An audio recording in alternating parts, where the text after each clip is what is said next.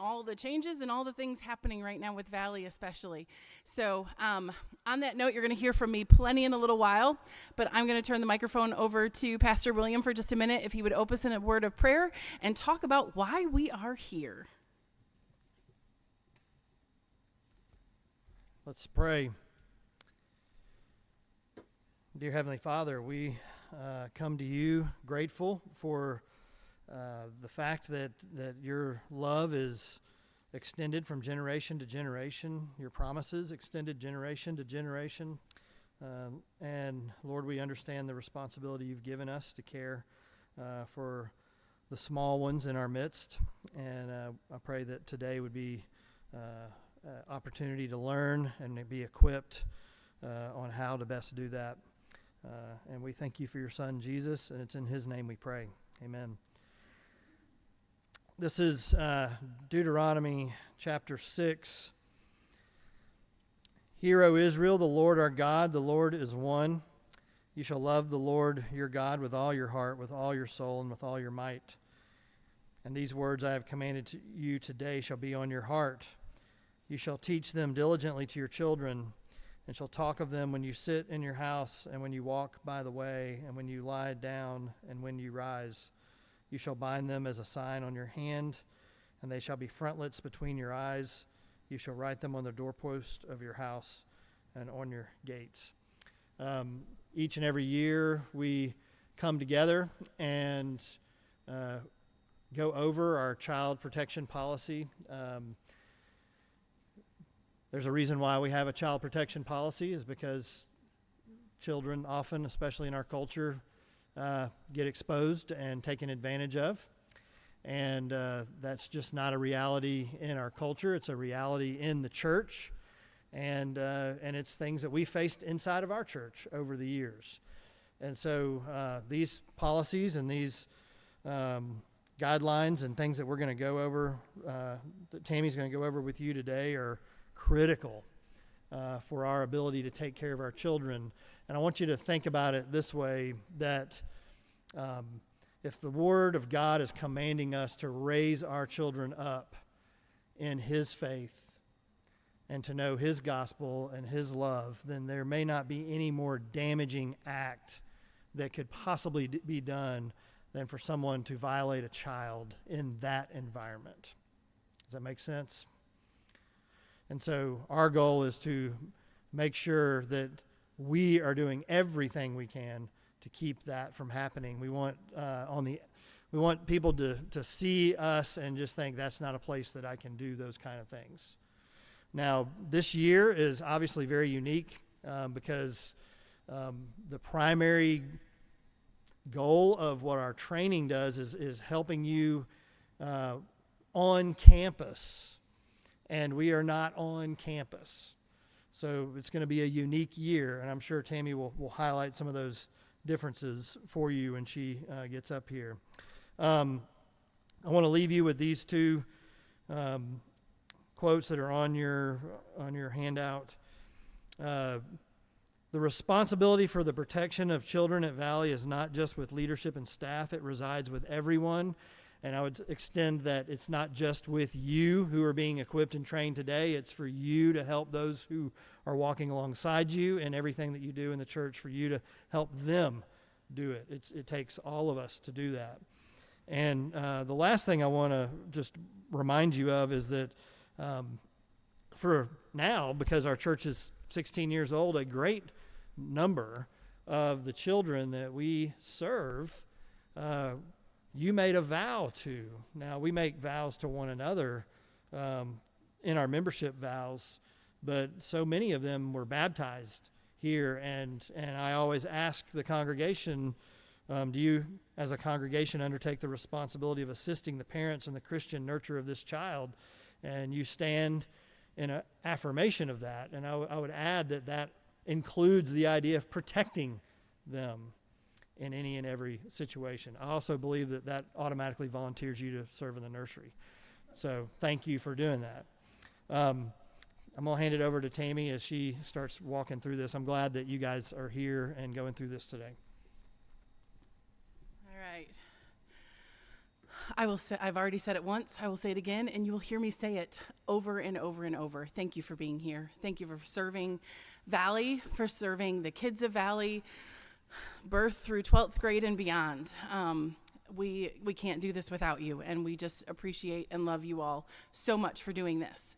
So, lesson number 1, when having a meeting, when having a training, when holding a Sunday school class, when doing anything with any young, old, kids, adults, you don't let anyone sit in the back and you don't let anyone sit on the wings. So I know a lot of you are sitting where you're going to sit for service, which is totally fine. Leave your stuff, save your seat. But I need everybody who's on the wings and in the back to stand up, move forward. This is a really big room. And I like to make sure that I want to see eye contact. So I need y'all up here. So take a minute, move on forward. We can do this. Exercise number 1 in children's ministry. You guys are fine. I've had a couple people already look at me and go, am I okay here? I will point you out if you stay on the wings. No, I'm teasing.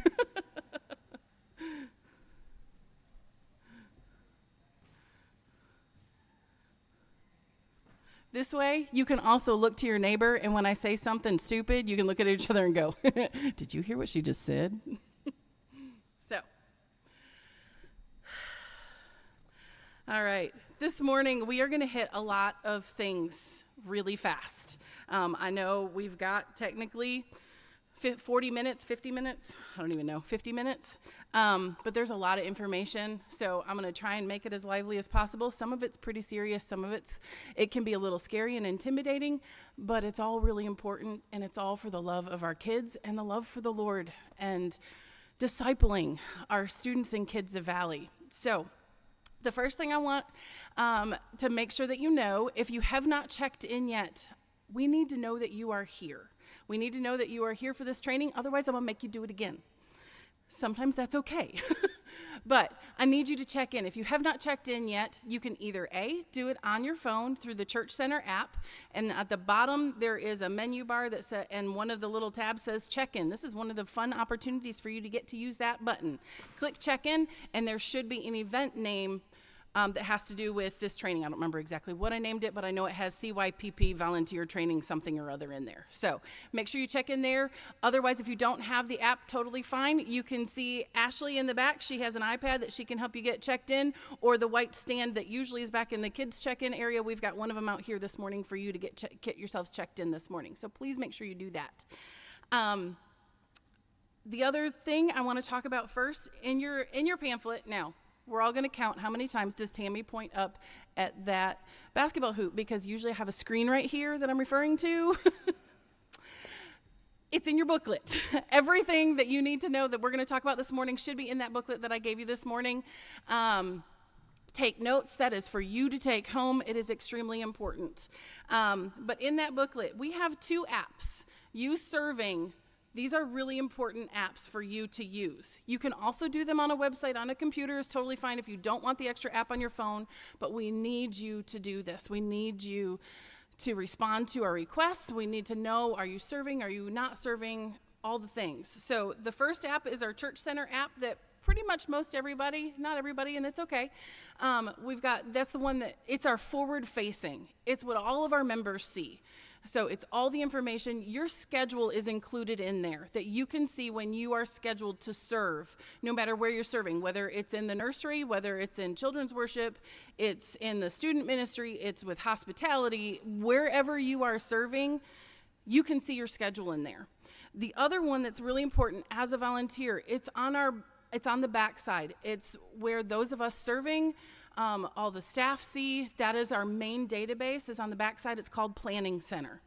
In that is the services app. And so the image that you see in your pamphlet right now is what the icon looks like. If you just type in Planning Center Services on your phone, it will bring up that app. If you are serving, you should have access to that. If you don't, let us know afterwards and we'll get you access to it. You should be at least a scheduled viewer. So if you are scheduled, you can view your schedule. Some of you are viewers that you can actually see the entire schedule and see who else is scheduled, so that you know, if I can't serve this day, I can reach out to these people next week and go, hey, can you swap with me? So that is really, really important. It's very, very helpful to us. If you are not able to serve the week that you are scheduled, reach out. Find a swap. It is hugely helpful. Otherwise, we're scrambling at the last minute trying to find all the help, and that's when you see some of us run around, or you see emails like you've seen this week of, hey, who else can serve this week? Which is totally fine. We don't mind doing that. We are here because we want to be here, and we're excited to be here. It's where the Lord has called us. But there's just little ways that you guys can help us out. For children's worship and for the nursery, there are 2 email addresses. If you serve on a regular basis in either one of those things, one of them is nurseryvolunteers@valleymadison.com, and the other one is CW for children's worship, volunteers@valleymadison.com. If you serve in either the nursery or children's worship, your email address should be, between Emily and I, we should have your email address included in that group, which means you have access to that group, which means you can email that group. You can get, anytime somebody else emails that group, you're going to get the email. So those are hugely important ones. If you decline that you can't serve in the nursery, that you can't serve for children's worship, that you can't serve that week, send out an email to one of those 2 emails and just be like, hey, can anybody swap with me? Look ahead. If you're a viewer on services, you can see who's scheduled the next week or the next 2 weeks or the 1 week that you know that you can serve. Look out there and reach out personally to somebody. If I see, hey, in 3 weeks, Sydney's scheduled, but I can't work today, but I can in 3 weeks, I'm going to just contact Sydney and be like, hey, can you swap with me? Is there any chance you can take this week for me? Those are just some ways and ideas that you guys can help us out, no matter where you're serving. That is just hugely, hugely helpful. I'm going to back up for just 1 second. I want to give a couple of updates. I should have done this first, but I didn't have it in my notes. So first off, I want to just introduce you to Nursery, Children's, and now Student Ministries. Emily Booker, just stand up, wave something. She is our nursery coordinator. So anything to do with the nursery, you can contact either one of us, but she's going to be your main point person. Our student ministry, right now we have our interim student ministry pastor, Tom Lukenbill. Stand up, give a wave, something.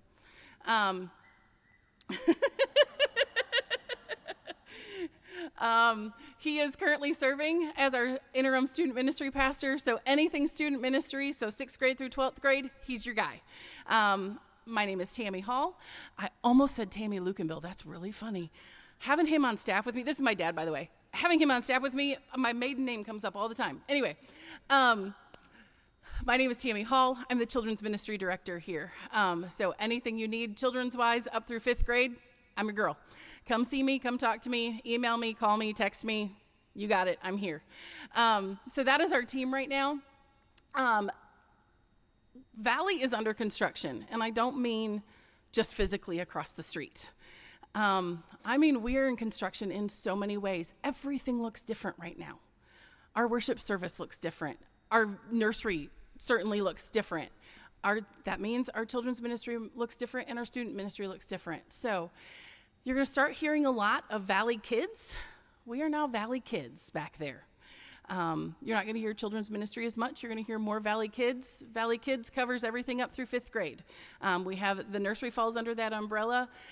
So just know when you hear Valley Kids, you'll still hear the children's thrown in there every now and then. Totally fine. But just know that's what we're talking about. If you hear student ministry, our youth ministry is flip-flopping also, and we are headed towards student ministries. So I tried fixing some of that in here and get used to the new wording. I didn't hit it all. It's okay. So when you hear us talk about student ministry, when you talk, we're still, for now, it's still youth group. We don't know what else to call it yet. I think they're working on that. I don't have all the inside scoop on that. But just know we're working on, we're all under construction. There was something else I was going to say with that. I don't remember now what it was. I'll fill you in later when I do. So, all right. So your requirements as a volunteer to serve anywhere in our Valley Kids and student ministries. We require all volunteers to have either been regularly attending Valley for at least 6 months or have gone through our Valley 101 and become a member, which means you've already done your member interview, all the things. So So we require you to either be a member or be a regular attender for 6 months. This gives us the opportunity to get to know you, but it also gives you the opportunity to know us and figure out, where do I fit the best? Where is the Lord calling me to serve?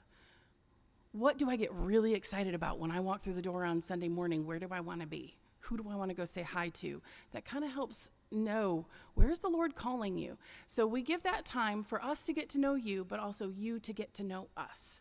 So we require everyone to be here for 6 months and or be a member. If you've joined, you're all in. So here we go.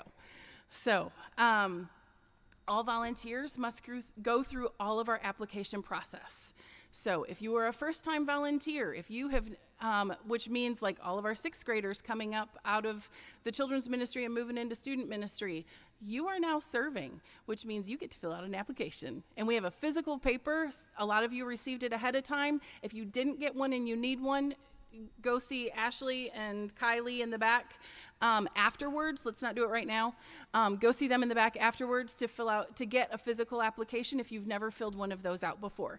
If you've served with us before and you filled one of those applications out before, thank you. You're all set. You don't have to do that again.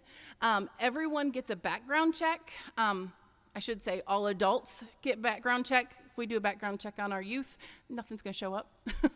But all the more reason why we like to get to know them. So everyone has to have a background check. There is an email that you will receive when you are due for a background check. Emily and I, we try and get a hold of you before we send it because it looks like junk mail. You're going to get an email from a place called Mobilize My Ministry. It looks like junk mail. It's not. It's extremely important. That is what we do all of our background checks through. So I know a lot of us are actually coming due this year. I think in the next couple of weeks, a lot of us are going to get emails, myself included. So when we do that, I will send out an email to everyone that we are sending out the background checks for. We do that once every 3 years. We have the ability to pull it more often than that if we see a need, if we need to, but generally speaking, it's once every 3 years. As long as there's no red flags, we're good to go. Also with our volunteer application process, no matter how long you've been serving, there is an annual commitment form. Now there's a QR code in your pamphlet right now. I don't want you to do it right now. I need you to listen right now. Take that and do it later. I know I put it in there and I was like, ooh, maybe I should have put that in the back, not the front. So do it later. I need all eyes and ears here for now. But that does need to get filled out every single year. Doesn't matter how long you've been serving here. Every year, everybody has to fill it out. All right. So included when you do that commitment form, whether you're a first-time volunteer or a well-seasoned volunteer, when you fill that out, you're going to get an email that says, thank you for serving with us. And there's going to be 2 attachments. One of them is going to be the code of conduct. The other one is going to be the full booklet of all of our policies and procedures. It's big, so you get a copy of it. But that's all the things that we're hitting today. It's all the highlights that we're hitting today is what you're going to receive in that PDF that's going to be attached to that email, that thank you email. But included in your booklet today is the code of conduct. It's extremely important. So I'm just going to hit a couple of the highlights. I would like to ask you, please, on your own time, read this thoroughly. Make sure you understand, because when you fill out that commitment form, there's a box in that commitment form that you are checking and going, I agree to every single one of these points. So I understand that as a children's or student ministries volunteer, I'm a representative of Valley Presbyterian Church, and more importantly, the kingdom of God. I agree to conduct myself in a manner that models for others an active and growing Christian faith. I understand that especially the children and students I serve will look to me for direction and guidance that supports their growing faith in Jesus Christ. Whether you realize it or not, the kids are watching you. The ones that are sitting here in service next to you or behind you or in front of you, they're watching you all the time. What a gift to show the love of Christ to all those kids around you, whether you're having a conversation with them and you're serving them, or you're just walking down the sidewalk coming into church together and grabbing a door and opening it for them. We are all serving and discipling the kids of Valley. So you are representing Valley, but you are representing the kingdom of God. So what's in this is extremely important for you to know and understand. So please read it over. If you have questions as you do, contact me. My email's on the back of your program. Most of you probably have my phone number. Come talk to me before or after church anytime. If you've got questions, let me know. I'm readily available. So, next part is one of our hardest parts of our training. It is our child abuse and neglect training. Thinking about the things that can happen to our kids and that does happen to kids brings me to tears. So ignore the tears this morning if I choke up. It's a regular thing. If you know me, you know that happens. It's okay. So, what is child abuse? I'm just going to read the definition. In Alabama, child abuse is defined as harm or threatened harm to a child's health or welfare, which can occur through non-accidental physical or mental injury, sexual abuse or attempted sexual abuse, sexual exploitation or attempted sexual exploitation. Doesn't matter whether it happened or it was intended to happen. It's the abuse. It's the neglect. It's there. So what signs do you look for? There's a lot of different signs that you look for physical abuse, things like unexplained bruises, destructiveness towards themselves or others, aggression, defiance. These things on their own don't always equal physical abuse, but they can at least be signs of, hey, maybe I need to watch a little bit closer. Are there other signs that match up to equal the physical abuse? Same thing with sexual abuse. Inappropriate displays of affection. Pain during urination. We are walking with the kids and taking them to the bathroom. If they're complaining, if they come out of the bathroom, that something hurt when they were in there, probably something that we should pay attention to. Frequent vomiting, wetting their pants a lot. Now, if you're in the nursery, use your discretion. You know when it's appropriate and when a child's potty training and when they're wetting their pants. And you're going to know when this isn't normal.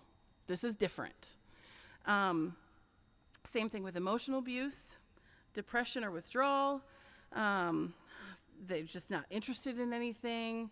They have no emotions.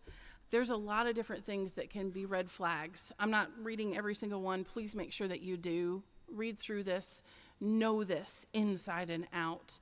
You're with these kids, young and old. We want to protect them. Neglect. Things like they're showing up on a regular basis, just poorly dressed. Like you can just tell there's no care for what they're being dressed in. Now, some of our kids show up mismatched and dirty clothes because that's their favorite thing that they wear all the time. We know that. There's a difference. Use your judgment. Use your discretion. You're going to know when it feels off. Poor hygiene. They're tired all the time. Inappropriate responsibility for their younger siblings. They're giving all the responsibilities for their siblings, and the parents have nothing to do with the kids. Again, you see the difference. We all are like, hey, Gavin, go take care of Porter for me for a little while. Sorry, pointing at my own kids. Gavin, I need you to make sure Porter made it here. Porter, I need you to help guide Gavin here. We get it. But there's an overtop. There's a difference that you see and that you know. So, reporting this. Who's mandatory reporters? There's a whole list of things in here. Read it over, familiarize yourself. Some of you will look at something and go, social worker, yep, that's me. But ultimately on this, if you are in this room, we are asking you report. We are mandatory reporters. We need to know what you're seeing. So please communicate with us immediately if you see red flags. Can you get in trouble if you report? I'm just going to read what it says. All persons reporting suspected child abuse or neglect, whether required by law or not, are presumed to be acting in good faith Alabama law provides immunity from liability for actions by mandatory reporters. If you are a mandatory reporter and you were reporting something, and it comes to find out that what you saw, while yes, it was a red flag and you reported it, and that's a really good thing after investigation, there was a reason for that event, that action, that whatever you saw, you're not in trouble.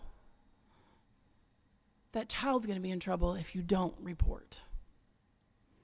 So it's really, really important. We are here to partner with you, partnering with the parents, discipling our kids, which a huge part of discipling our kids is taking care of them, protecting them, and that's why we are here today.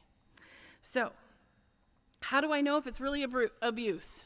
I've already touched it a little bit. Trust your instincts. You're going to know the difference between this is regular and this is not. This is unusual. I get it. I know what's happening. You know the difference. And if you don't, come talk to one of us. We'll ask questions and we'll get to the bottom of it. And if we need to report it, we'll report it. So we are here to help support you as you support us, as we all support the kids and the parents and the families in our church. Take notes and look at the facts. If you see something, say something. Let one of us know, a staff member or your church officers. Know who your church officers are. Know who your elders are. Know who your deacons are. They are the shepherds of our church. Let your staff know. Hopefully you guys know who most of us are. If you don't know, go straight to Pastor William. He's the one everybody knows. And he'll get it to the right person, and we'll make sure that we are communicating among one another. So, heavy stuff right there. I think I'm doing okay on time, so I'm actually going to pause. Does anybody have questions so far? I know this is a long time to sit, and then you get to sit another hour during worship, so thank you again for being here. All right. Next page, emergency plan. We look a little different. We're under construction. We look a little different for our evacuation plan this year. So you guys are getting a sneak peek. What you are going to hear later this morning is Sunday school is starting. Sunday school is starting September 14th. So mark it down. September 14th, Sunday school begins. Matt's going to announce it to everybody else in a little while. So those of you in youth, some of you got an email this morning. In student ministries, got an email this morning. Youth group is starting up September 7th. Mark it down. Because this evacuation plan can go for anything that happens here on the Bob Jones campus. So, in case of a tornado, find a room with no windows. The biggest thing, when you look at that map, the map shows where everything is. So basically, when you leave those doors back there, and you go down the hallway, you keep going straight. You're going to run straight into that purple box that says kids check-in desk. That's where the nursery is, okay? Behind there is the cafeteria. If you are teaching children's worship, if you are teaching first and second grade Sunday school class, or the pre-K and kindergarten Sunday school class, you will be in the cafeteria. The closest place that I have found so far, if you find someplace closer, let me know. It's a big school. I'm trying to still make sure I got all my I's dotted, my T's crossed. Oh, I'm tired, y'all. The best place I can find is as you keep going past the nursery, there's double doors and there's a bathroom to the right. It's on your map. It's the big brown box on the right-hand side of your box. Yes, sir. Yes. Yeah. Ben makes a very good point, too. In addition to what you're seeing, there's maps all over the school of where to go in case of a tornado. There's green areas highlighted in there. I think that's basically where I highlighted. I didn't have that map on hand this week as I put this together, so double check that.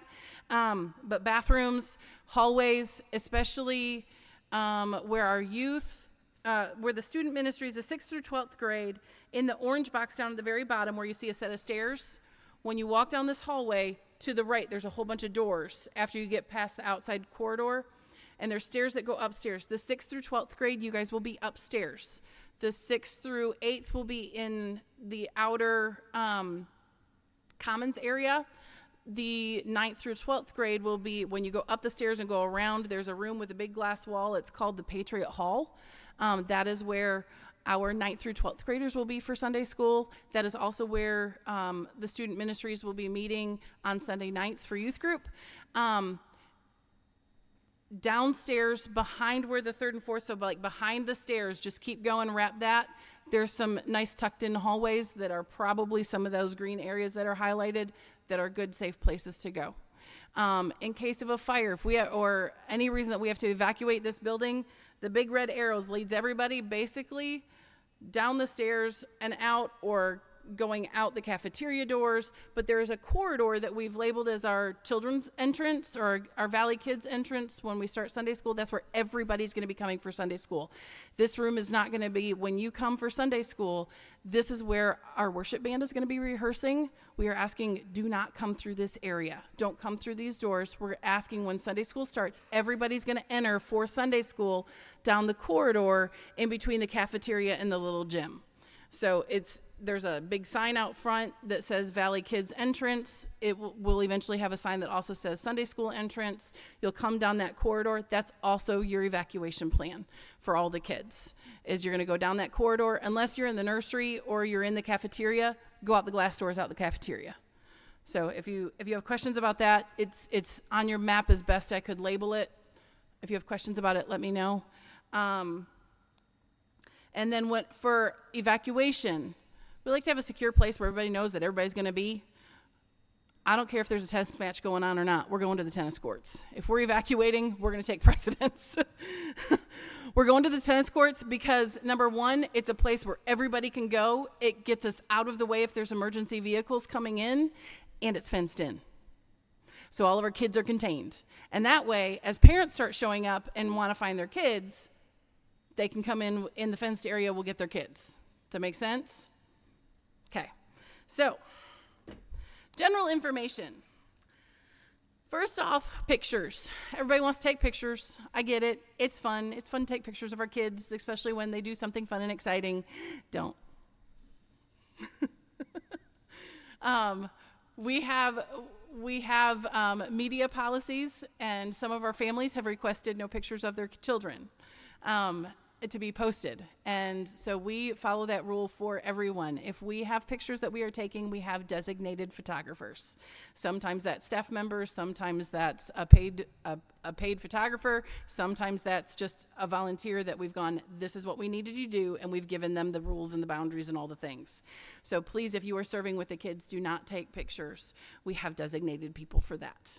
And wear your name tags. If you were here on a Sunday morning for nursery, children's worship, Sunday school, we have lanyards with name tags. That identifies you as, I've gone through the training, I'm serving today, I'm the person you come to if you have questions. I'm with the kids today. It identifies those people. So please make sure you're wearing your lanyards and your name tags if you are serving that day. Sickness and wellness. We ask parents, don't bring your kids when they're sick, please. But things happen. And sometimes things get hit really quick. So you guys, we just need you to be diligent. If you see somebody's off that morning and you're like, I'm not sure they're feeling real good. They're complaining of a tummy ache. They're complaining of a headache. They're complaining of different ailments.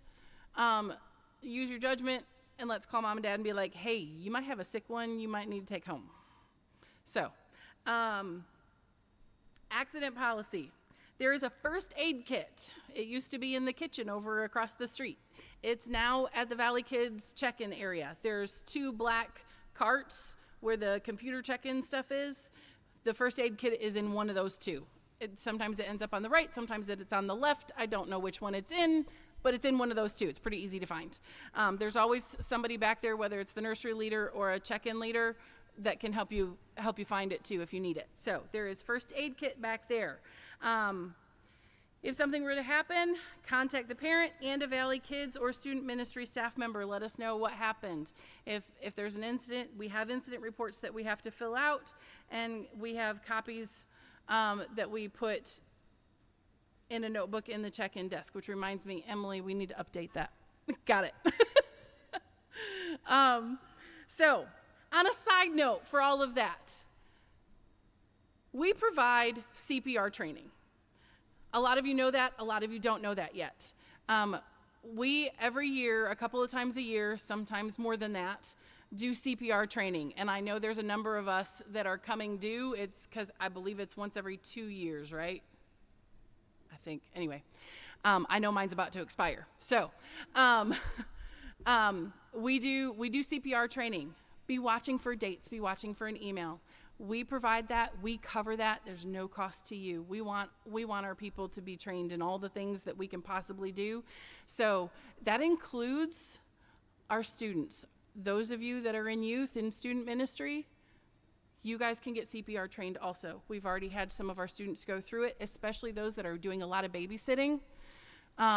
I will make sure that there is a Saturday or an evening class that you guys can come to. So we may even just define a time or two that it's just for youth to come and get CPR trained. So be watching for that. It's going to be coming soon because I know we did a big round 2 years ago and a whole bunch of us are about to expire. So I think most of the staff. So if you're on staff, beware, it's coming.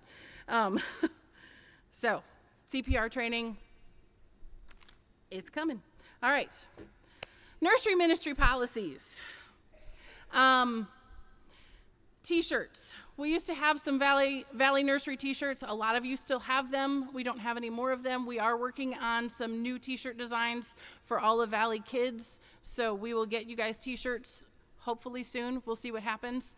But if you have a Valley shirt, whether it's a Valley Nursery shirt or just any Valley shirt, even if it's a VBS shirt, when you are serving in the nursery, it's really helpful if you wear that. That way it helps us identify who's serving that morning. But also for you, you're on the floor with little ones and things happen and spit up happens. I'd much rather be in a t-shirt than in my nice dress shirt. So we do try and provide t-shirts for all of you. So please, if possible, wear some kind of identifying Valley shirt. If you don't have one, let us know. We're going to try and get one out to everybody soon anyway.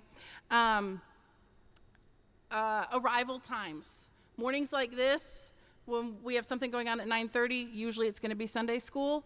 We ask you to arrive at 9:10 a.m. That gives you time to get settled in and be welcoming kids really by 9:15, 9:20 at the latest, because we got to give the parents time to get to their Sunday school classes wherever they're at that morning. That time, because we haven't actually hit that yet, today was the first day of we're starting something at 9:30, that time could possibly adjust. So just pay attention. We'll try and get the information out to you as soon as possible if we need to adjust that time at all. But as of now, we're going with 9:10, hoping that works. When there's not Sunday school, we ask you volunteering in the nursery. 10:10 is your arrival time. Again, that gives you time to get settled in, especially right now with all the setup stuff. If you need to readjust where toys are, make sure something's set up right, but you're ready to start welcoming kids by 10:25, 10:30. But there's a little bit more that we have to do right now, so we ask you to get here by 10:10. There was something else on that note. Where did my notes go? Nope. It'll come back to me later. Anyway, so arrival time, 9:10, 10:10. Check-in and pickup. Check-in and pickup is supposed to be by parents only. Siblings are not supposed to be coming and picking up kids from the nursery. Parents only. If there is a situation that you need to make different arrangements, let us know. Namely, let Emily know. You can let me know if she's not here, and we'll coordinate with whoever the nursery leader is that morning and make sure everybody knows if there are special arrangements that we need to make. Otherwise, parents only are checking in and out. All children must be checked in at the Valley Kids check-in desk and receive a printed name tag and a parent security tag. That's their claim ticket. They need to make sure they have that security tag. So make sure when they check in, the child should have one, usually is on their back. The parent should have one on their leg on their leg. Sorry, I'm picturing someone who always wears it on her leg so she doesn't lose it. I've seen a number of people. So anyway, the parent security tag, they just have to have that to be able to turn back into us when they pick up their child. Sometimes we can also print extra name tags if we need to put them on diaper bags and things, but we also have other labels and tags that we can put on diaper bags and things like that. So just making sure that what the child comes in with is also that child leaves with that same stuff.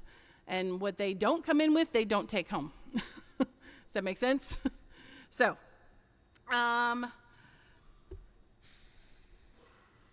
each class in the nursery has a clipboard outside of their classroom. Our main check-in and out for security is at the desk. However, in case of an evacuation, in case something happens and we have to move the kids out of that room, the clipboard outside of that room is very important. That is your list. That's your list to know. I have these kids, and this is who I'm taking with me. So make sure when those kids get checked into your room, if you're back in the nursery, that you're checking off on that list. These are the kids in my room. Whoever the nursery leader is, they're running a lot back and forth, so they don't always get it done. So if you're in one of the classrooms, just make sure at one point during the morning, sooner rather than later, you go out and double check and count. Okay, I've got these many kids, that matches up with this, the names match up, we're good to go. So that you know you have what you need if you had to take those kids out. Food and allergies. We do have some allergies back there in the nursery classrooms. Allergy information alerts should be printed on their name tags. If you know a child has an allergy but you don't see it printed on the name tag, let Emily or I know, and we'll make sure that we update their information in our system so that it prints on the name tag. Also, if on the check-in sheets that are outside of your rooms where you're checking in, make sure who's there, is additional snack information. Some of our kids don't necessarily have allergies, but there are special requests from the parents as to what they're allowed to have and what they're not allowed to have. They brought a special snack in their bag. There's a special snack tucked away in the nursery box in this little corner labeled this, whatever. Totally okay. We want to accommodate all of those things. Just please make sure that you're paying attention to that. If you're in those classrooms, that you're double checking who gets what. Bathroom policy. Always, always, always in the nursery, you have to have 2 adults. So sometimes that means in your class, you might only have 2 adults, say in the toddler 3 room, and somebody's got to go potty, get your nursery leader, and get 1 other adult.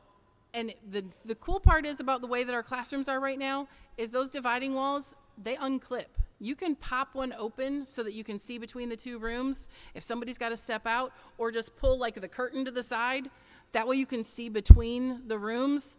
So say I'm in the toddler 3 room, I grab Blake to go with me, but that leaves just Emily in the room, but Josh is in the next room. Move the curtain, Emily and Josh can communicate and be like, hey, I'm here. And then that way Blake and I can take the kids. Make sense? Any questions on that?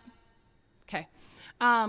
Which also, because I said Josh and Emily, even though I was thinking Emily Booker and Josh Kepley, I realized Emily Kepley and Josh Kepley.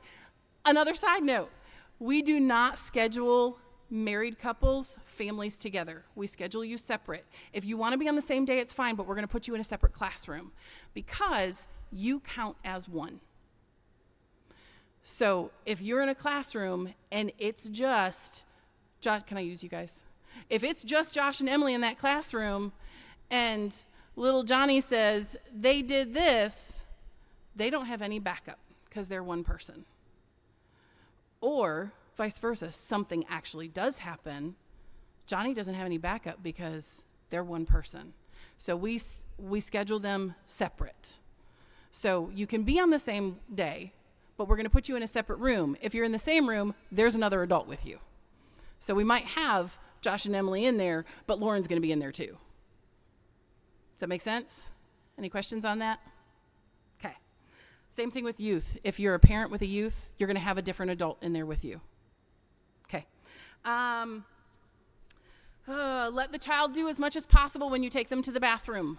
A lot of our little ones, they're potty training. They might need some help, but a lot of them know what to do. So let them do. Believe it or not, they probably know how to do more than what you think they do. Let them do as much as possible. You are the backup. You are there to help, but you've got a second person with you that's got eyes on you as you've got eyes on the child and helping where you need to help. Does that make sense? Okay. Sorry, I'm noticing my time. We're going to speed up here a little bit. Cleaning policy. Clean all the toys. Make sure all the toys get cleaned. Right now, everything's going in a trailer, so they got to get cleaned because we can't do it during the week. We don't have access to that trailer during the week, at least not easily. And it gets really hot in those trailers. I've seen others have to do it, and I'm like, I don't want to do that. So clean those toys as best you can. Get them on so that we can get them on the trailers. There's some additional points in here for the cleaning policy, things that you can do if you are serving in the nursery that's really, really helpful to our setup and tear down crew that makes their job a whole lot faster when we're tearing down at the end of the day. Things like rolling the rugs, there's bungee cords to wrap them in, fold up the rocking chairs, get them on the black carts. So there's just a few extra points in here. Anything that you guys can do to help after the kids are gone. Don't do any of this before the kids are gone. I mean, you can clean the toys and put the toys away, but don't start moving furniture and stuff like that until the kids are out. So emergency evacuation. There are cribs. They aren't there just for nap time. There are cribs in both the infant room and the middle room, which is currently our toddler 1 and 2's. I think we're probably going to, are we calling it toddler A and B? Yeah, I think we're going with toddler A and B because we're having to do some age rearrangements in those rooms. We're figuring it all out as we go. So in the middle room and in the infant room, there are cribs. Pile as many kids as you can in there. If you've got to evacuate, throw them all in. I'd rather them be jammed in that crib than left behind or dropped because you're trying to rush and you're carrying 3 kids. Get them all in the crib as much as possible. If they're walking and you're not like running, there are ropes. You can have the kids with handles that the kids can grab the rope and line them up and walk them on out. If you're running, put as many as you can in the cribs. Those 2 cribs should actually hold more than you think. So, all right. And if we need to get a third one, we have 2 more over at the office that we can bring a third one. If you're noticing, hey, we have more kids than what I'm comfortable putting in these 2 cribs, let us know. We'll figure out a way to get a third one here. Right now, this is what has worked so far, but things are going to change and adjust as we go here over the next several months. So keep communicating with us, and we'll make adjustments as needed. All right, kids ministry policies. Same thing here. We're working on some Valley Kids t-shirts. So if you're serving on a Sunday morning and you're in children's worship, for instance, and you'd rather wear a t-shirt, it's a great identifier. We're going to get those to you. Also, we have a minimum of 2 adults in every classroom at all times. Always wear your name tag and your lanyard. Again, it's highly important for us to identify who's serving that morning. Classroom attendance is taken. If you're teaching Sunday school, there is the groups in your church center app that you can take attendance on there. That also is if you have to evacuate, that way you can refer back to that list of who do I need to have with me. Everybody's got this little thing in their pocket. Use it. And the tools are already right there. That way you're not trying to grab another notebook and another thing also. Attendance tracking, same thing. If you are with children's worship, there's a clipboard that we check the kids in when we go. Grab the clipboard and go if you gotta evacuate for some reason. But there is a clipboard for children's worship. If you're in Sunday school, you got a little bit more time. Grab your phone, check the kids in. As you're sitting and starting the lesson, there's always at least 2 people in the room. So one of you's teaching, one of you's taking attendance. We'll go over more of that if you are teaching Sunday school, pre-K through 5th grade, when we have our Taco Tuesday coming up, our Taco Tuesday training coming up next week. We'll go over more of that then. All the kids need to be checked in and wearing their name tags from the Valley Kids check-in desk. They can only be checked out and released to their parent or guardian unless prior arrangements have been made with the ministry leader. We are the same in pre-K through 5th grade as the nursery. Only parents are checking in and out unless you make arrangements with one of us ahead of time. Restrooms, volunteers supervise the children when taking to the restroom. If the restrooms that all of the kids are using right now are down the hallway past the nursery. That's where we're taking our kids. Again, especially if you're serving in the elementary age, middle school, high school, kids know how to use the bathroom. Middle school, high school, it's a little different. Elementary age, we're taking them to the bathroom. We're staying out of the bathroom. We're checking the bathroom, number 1, to make sure that there's no one else in there before they go. And then if there's nobody else in there, then you come back out, let the kid go in, do their business, and then come out and we go.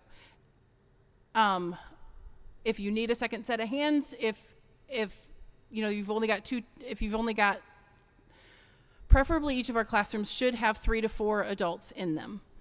If you don't have that, I'm always around. Somebody else is always around. We can grab a nursery leader, whatever. We'll find you a second person. Right now we're in a little different, unique situation also where our pre-K and kindergartners are going to be in one half of the cafeteria and the first and second grade are in the other half of the cafeteria.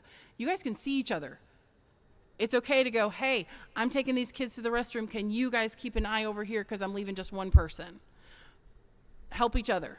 Same thing with 3rd and 4th and 5th grade. They will be off to the right underneath where the youth are on the downstairs where the stairs are down there. 3rd and 4th grade will be in one area. 5th grade will be in another area down there. Help each other out. Communicate with each other. If you've only got 2 adults that morning, somebody's got to go to the bathroom. Hey, I need a second set of hands and I need a second set of eyes, covering all the bases. Make sense?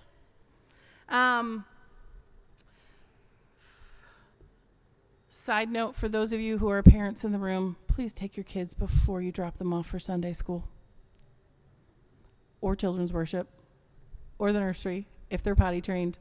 Help us out as much as you can. We ask the parents to take the kids to the bathroom. It relieves a lot of stress for the morning and a lot of maneuvering. All right, so discipleship through discipline, discipline through discipleship.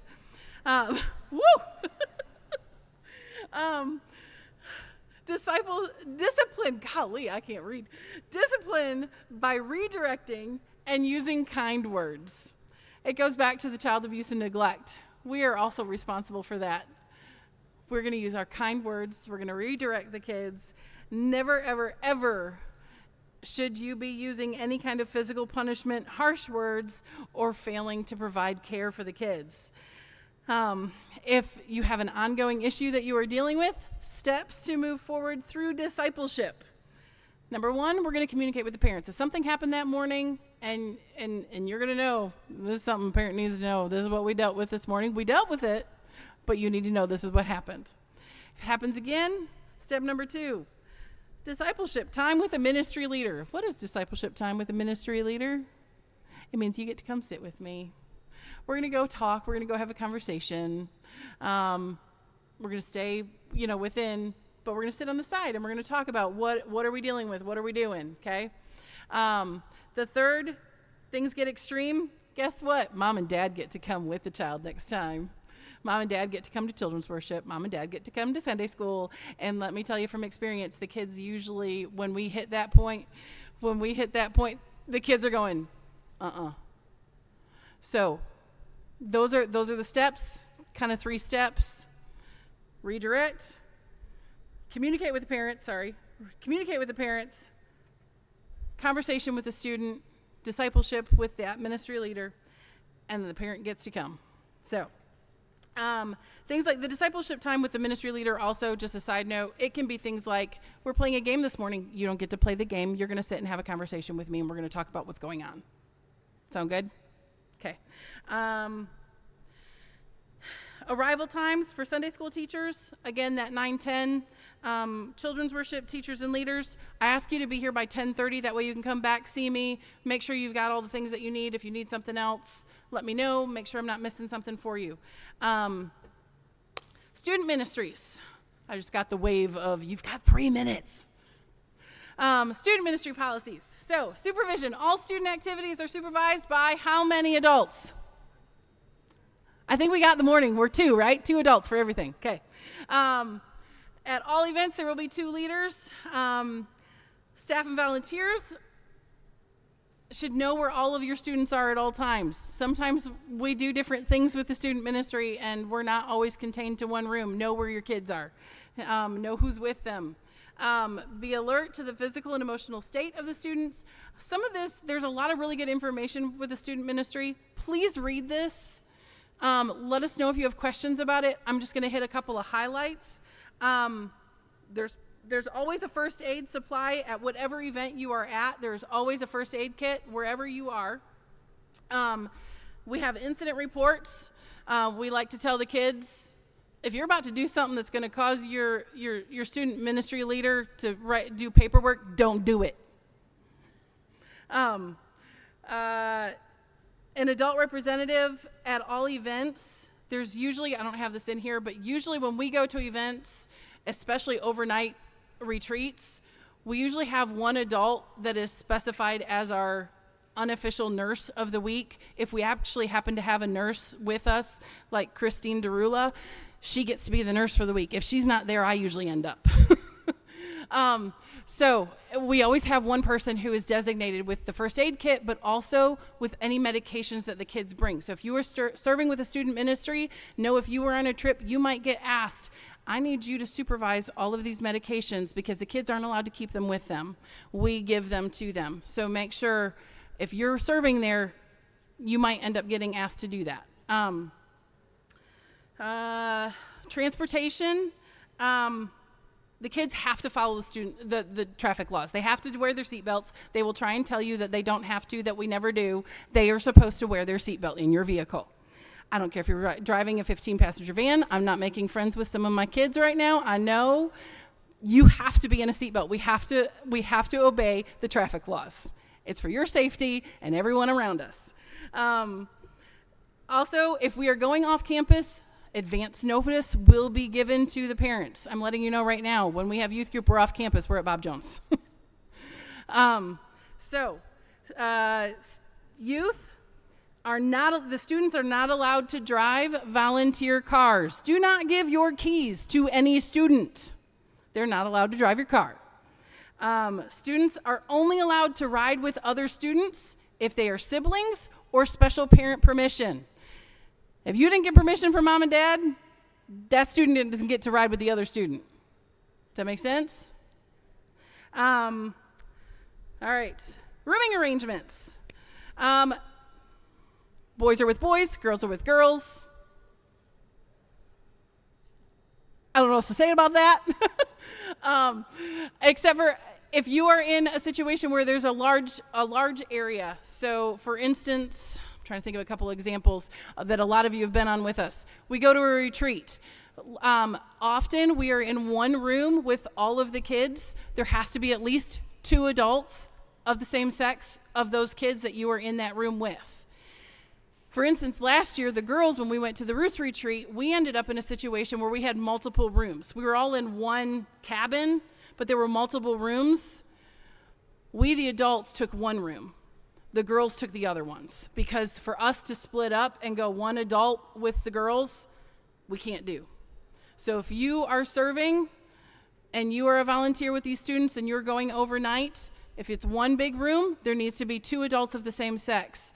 Otherwise, you have to be in a separate room. If there are multiple rooms, the adults in one, the kids in another. Make sense? Communication and conduct. This is really, really, really important. Devices, cell phone devices, all the things. Be mindful, you as the volunteers, be mindful of what of the cell phone usage that your kids are having. If it's in the middle of a lesson, those phones should not be out. We're paying attention to what we're hearing. We're not looking at our phone. We're not playing a game. We're not looking at a phone. We are listening to what's going on. The phones go away. There will be times, and again, I'm about to lose points with all my kids. There are going to be times that cell phones are restricted and not even allowed. So just a heads up. I'm seeing parents go, yes! I'm one of those. There will be times that cell phones will be restricted and not allowed to have. Some of those times will likely be retreats. So just a heads up, that's going to happen. If you need to get a hold of your child and we're on a trip and your child doesn't have their phone, we do. You can get a hold of us. We'll find your kid. I promise. It's going to be okay. I know that's hard for, it's not always the norm, but it's for the best of our kids. It's for the best of the ministry of our kids, the discipline, or discipleship of our kids.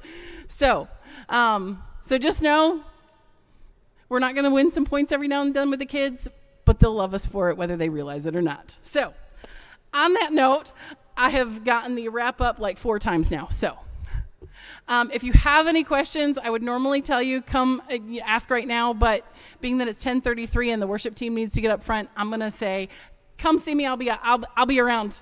Thank you guys.